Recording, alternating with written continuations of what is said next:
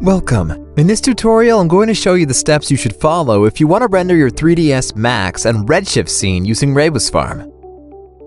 In this example, we are using Max 2016 and Redshift 2.48, but the same process should be applicable with other versions too.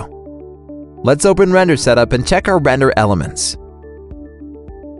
We already have a few render elements, but you can add more by pressing the Add button.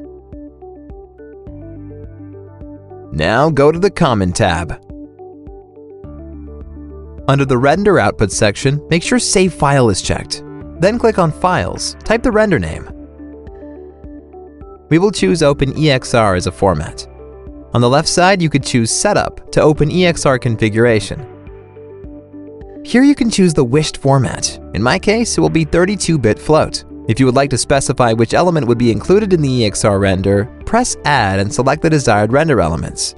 Or you could check Automatically Add and Remove Render Elements from Render Dialog to include all the previously added elements. Once you are done, press OK and save. Now we're ready to submit the job. Please refer to our previous videos for more info about submitting using 3ds Max.